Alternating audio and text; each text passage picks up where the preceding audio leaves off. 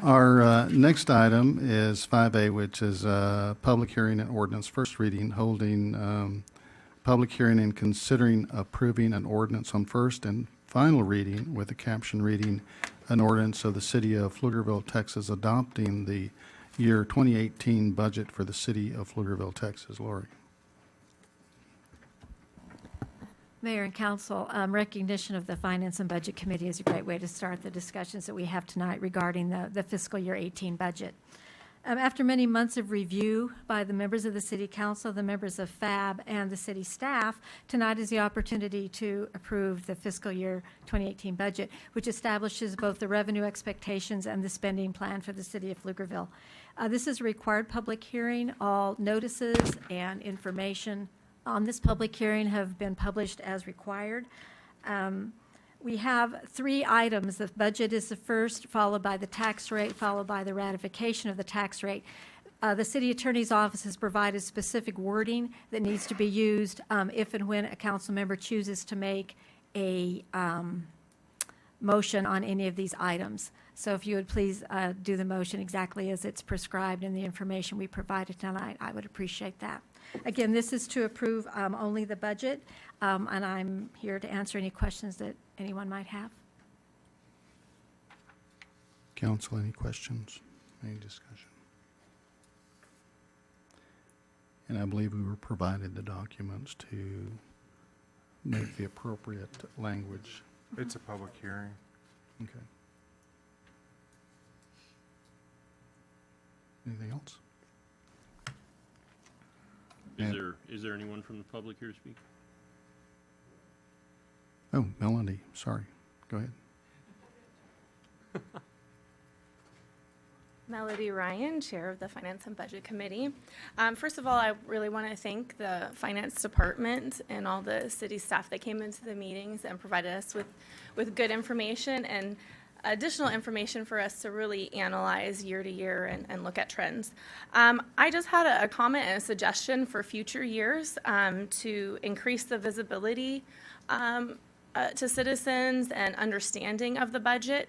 I would just like to request that at the front of the departmental area that we actually have the listing of all the expenses by type for the total of the fund. So each of the departments have their lists of personnel, health insurance, professional fees, and all the departmental expenses. I would just like a summary total of all of the department expenses to be listed at the front so that interested citizens don't have to go and add up all of 12 departments or however many departments in health insurance to find out what do you spend in total in health insurance for the general fund as well as the utility fund. And then also it might be helpful to have year-to-year comparisons. So I think that would be much more user-friendly for the average citizen to really understand where the money is going for expenses than to have to go through all the detail. I love the detail, but probably most people just want that one page, and if they want more, then they can go look at it further. So that's just my suggestion for improvements in the future. Thank you. Thank you, Mel. I don't know if you got a copy of it, but the accounting department went back and normalized it by department over year for the last 3 years. And then also the city manager had it normalized again by all the changes in organizational structure that's happened over those 3 years for comparative purposes. So that's a great suggestion. Up front. Ahead of time in the budget. I did that myself with pivot tables, but Oh, and we move stuff around too. Yeah. Any other member of the public wishing to speak? Yep. Come on, Anthony. The floor is all yours. Anthony Nguyen, 1995, Treesap Way. I had my piece a month ago about this process, and I just want to say I appreciate the council's work on the budget. Melanie, too, I did talk to her as chair of the finance committee. We go back. She was the treasurer of Facona, and now I'm the current treasurer of Facona, so she was very helpful in doing that. So I concur with her. Anything you can do to summarize the data, make it easier for an average person to digest the numbers and analyze it, is greatly appreciated. So all I want to say is I moved here about 9 years ago from Michigan. And in Michigan, if you don't know, it was the only state that lost people.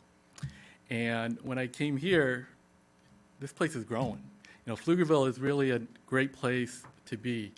In Michigan, we were deciding what schools to cut, what things to cut all the time. The budget was never about what can we add, what can we do more, because they didn't have the funds. People were moving out. It was an automotive country, and it was in distress since the automotive industry was in decline.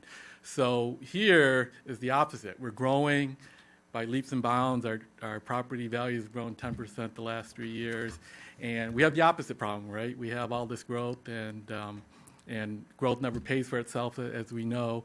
And we have to manage that. And I appreciate all you guys' efforts to do that. You know, we're arguing against increasing it by 18%, now down to 12%. So, you know, we can afford it right now, and we are doing well. So I'm glad that we're not increasing as much as we could.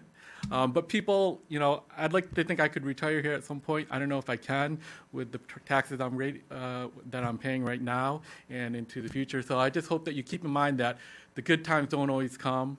At some point, things might turn around, as they did in 2010.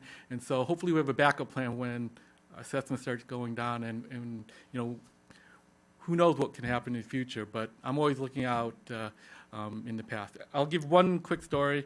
I was washing my car on Grand Ave, that little hand wash place, and I saw a guy cleaning, and I wanted to ask him if they use RO water, reverse osmosis, if you know, that's really clean water in their spot-free rinse. And he goes, yeah, I own this place. I go, oh, really? And yeah, he also owns Berlin Auto Shop right next door on Grand Ave. And we just started talking, and he told me he spent $750,000 for that car wash 2 years ago, and he put $900,000 into it. And I go, well, is it making money? He goes, well, no, not really. It costs a lot of money, put a lot of money. Maybe in 20 years I'll get my money back.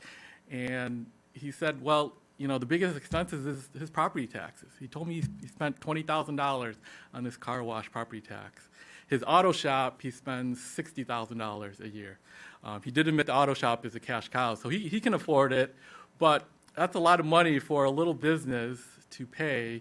And, you know, he's the owner. He's probably doing well, but he's out there cleaning his car wash, trying to maintain it, trying to make ends meet, and he's paying a lot of money in property taxes. So all I ask is think about the future, and thank you for all the hard work that you guys are doing and continue to do. And for the people that are running for city council, I've met most of them, if not all of them. Hopefully you make lowering our property taxes lower as a priority. I like the fact that you guys are meeting with the schools. I'm surprised it took 5 years before you do that, but we do need to work with them more so that we manage the growth as best we can. I didn't realize you can't really change what happens in the ETJ, but if there's anything you can do to curtail student growth, it would be appreciated. Thank you, Anthony. Okay, anybody else?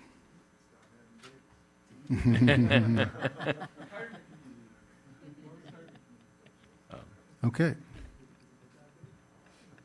Do we need a motion I need to it. close the public hearing? Yes. So moved. Second. I have a motion and a second to close the public hearing. Mr. Heath? Yes. Ms. Sattler? Yes. Mayor votes yes. Mr. Pena? Yes. Mr. Marsh? Yes. Mr. Wise? Yes. Okay, motion carried.